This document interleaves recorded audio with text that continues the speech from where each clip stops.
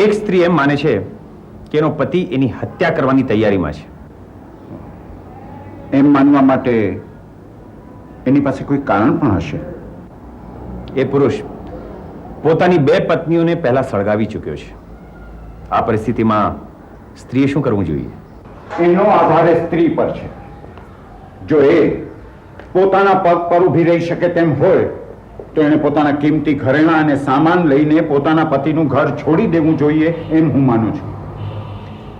અને જો પતિ ચોરીનો આરોપ મૂકીને એના ઉપર કેસ કરે તો?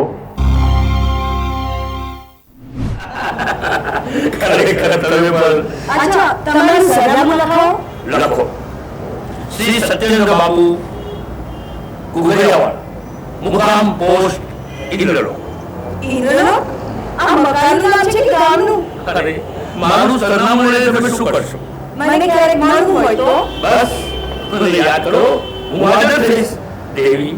દેવી નહીં. ઓહો, બોલો કુમારી.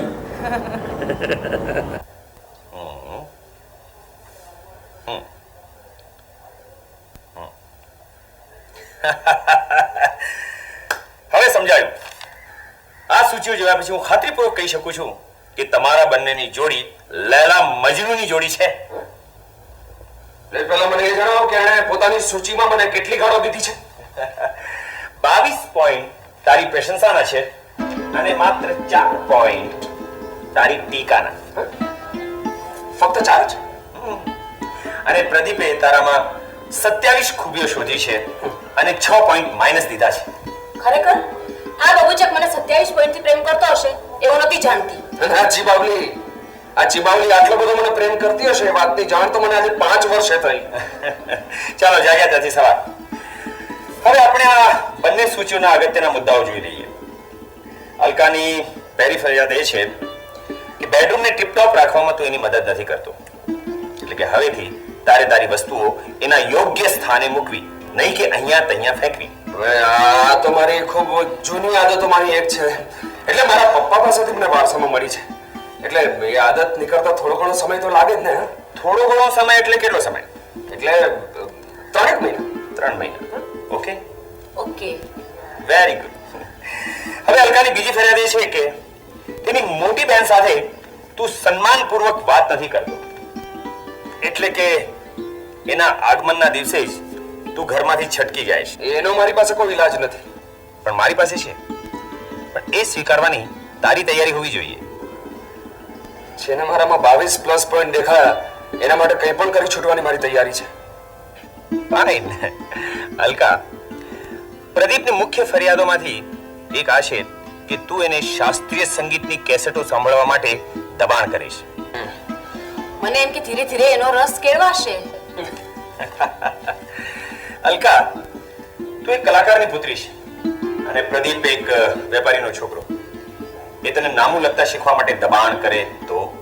હું કબૂલ કરું છું, એ મારી ભૂલ હતી. ભૂલ હતી? એક વિનંતી કરી શકું? શ્યોર. એને સમજાવો. એને કહો કે આખો દિવસ ઘરમાં બેઠી ભલે રાગ રાગીણીઓ સાંભળા કરે, પણ હું જ્યારે સાંજે થાકી પાકીને ઘરે પાછો આવું ત્યારે મહેરબાની કરીને મને ન સંભળાવે મારી માં. મને મંજૂર છે, પણ એક શરતે. જો એ કાણાવાળા મોજા અને બનિયાન પહેરવાનું બંધ કરે ને તો જ. એક સદી. ખરેખર? હા. ચલો, વેરી ગુડ. હવે એક જ મુદ્દો બાકી રહ્યો અને તે મોટી બહેનનો, જે આપણે આવતા અઠવાડિયે લઈશું. અલકા, હવે એક કપ ચા પીવડાવીશ? ચોક્કસ. તું ચા પીશ? પાછું? તું ચા પીશ? આ રીતે પૂછીશ તો હું મગ બનીને ચા પીશ. તું ચા પીશ? કેટલું નવું લાગે છે. ચા પીશ? અરે વાહ.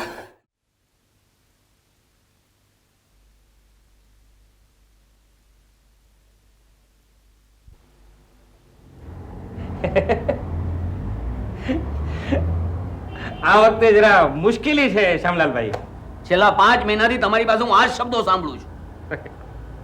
શું વાત કરું મારા ફૂટેલા કરમની. ના કરો 5 મહિનાથી તમને આપવા માટે ભાડું બાજુ પર કાઢીને મૂકી રાખેલું હતું. વાહ, તો લાવો. પણ શું કરું, મારી સાસુનો ટાંટિયો ભાંગ્યો. ગયા મહિને તમારી સાસુનો ટાંટિયો ભાંગી ગયો તો? હા, એ વખતે ડાબો તો જમણો? જમણો. તો આ વખતે ડાબો ભાંગ્યો. શું? ખરું, તમારા સોગન, બસ તમારા સોગન. અરે શું વાત કરું તમને, 1 મહિનાનો ખાટલો છે, ઉપરથી હોસ્પિટલના ખર્ચા, દવા દારૂના ખર્ચા. અને તમે તો જાણો છો શું, એક મામૂલી ફ્લૂ થાય તો દર્દી ધોવાઈ જાય, અને ફ્રેક્ચર થાય તો જમાઈ ધોવાઈ જાય. આવતે મહિને નક્કી બસ. આવતે મહિને નક્કી બસ. પણ આ બોલેલા શબ્દો પાળજો. આવતે મહિને પાછો આવીશું. ચોક્કસ. મરદની જબાન, મરદની જબાન.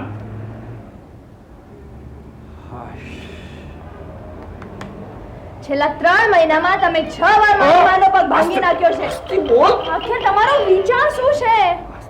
આસ્તે બોલ મારી માં. ખબરદાર જો ફરી તને પગે લાગુ મારી માં. આવતા મહિને તારી માનો ટાંટિયો નહીં ભાંગું, એનું માથું ભાંગી નાખીશ.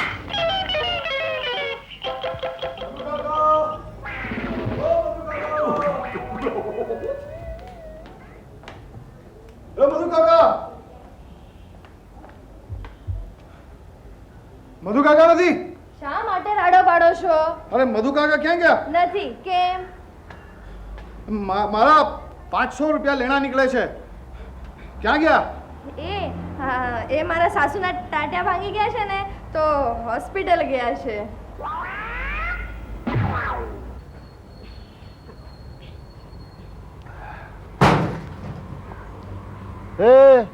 આ શું છે? પિયર જાઉં છું. કોણ ઉકલી ગયો? બોલ્યું ચાલ્યું માફ કરજો. હા, એ તો માવતર જાય છે કે પછી કૂવો પૂરવા? આ પેલો તમારો હકીમ લુકમાન છે ને, એ પણ નાપાસ થઈ ગયો. હવે હું જાઉં છું. જય શ્રી કૃષ્ણ. એ આમાં બેસ. આ તારા કાળા જો, આવા ખાલી હાથે પિયર જવાતું હશે? ઊભી રે. આલે 5000 રૂપિયા સોનાની 2 બંગડીઓ બનાવી દે છે. મારું મોં શું જોવે છે? અંદર જા.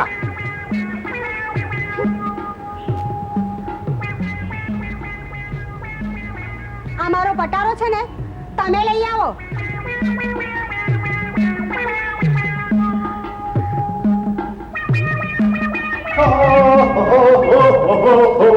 તારા વડે ખુશ ખબર છે પ્રેમ. જ્યારથી તું મારા જીવનમાં આવ્યો છે, ખુશખબરીઓ પાકી કેરીની જેમ ટપક ટપકી રહી છે. હવે ગઈકાલની વાત કરું તો આપણી તો જામી ગઈ. શું જામી ગઈ? છોકરી જોડે દોસ્તી. હાઈ સોસાયટીની હતી? હાઈ ક્લાસ સોસાયટીની હતી. અને પછી તો હું તેને કેફેમાં લઈ ગયો હતો. કેફેમાં પછી સફલ, તારી એક વાત તો 100% સાચી.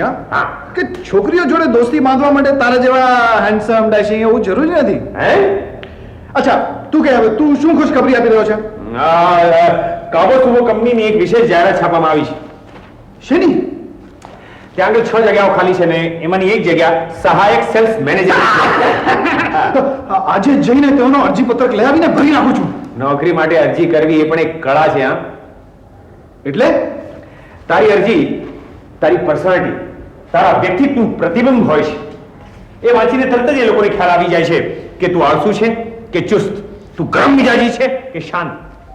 તો તારી અરજી વાંચતા તારી છબી એક ઉત્સાહી અને એક બુદ્ધિશાળી વ્યક્તિની હોવી જોઈએ. હા, તું એક પહેલો ડ્રાફ્ટ તૈયાર કર, ત્યાં સુધી નાઈને આવું છું. લે. Yes sir.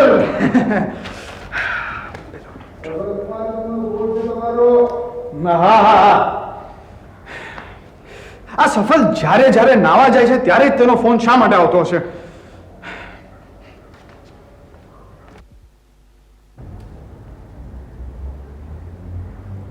હેલો. હાય સફળ ડાર્લિંગ. સફલ ડાર્લિંગ.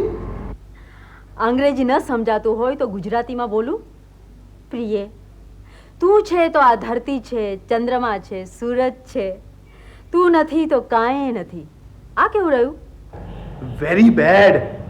હું સફલ કુમાર નથી. વોટ? હું તો પોથાભાઈનો દીકરો પ્રેમ કુમાર પકવાસા છું. તમે કોણ છો? ઓ શિટ. એવું કઈ નામ હોય? તમારો અવાજ ક્યાંય સાંભળ્યો હોય એવું લાગે છે. તમે સફળ કુમારને બોલાવશો? ના, મારે હમણાં જ વાત કરવી છે એની સાથે. આ પડે એ તદ્દન નિવસ્ત્ર છે. ઓ ગોડ. હવે તમે જ કહો, બાથરૂમમાં તે નહાઈ રહ્યો હોય તો બહાર કેમ આવી શકે? હા, પણ તમે તમારું નામ અને કંઈ સંદેશો મને આપી દો તો હું તે સફર સુધી પહોંચાડી દઈશ. Get lost. Hello hello. विमान सफल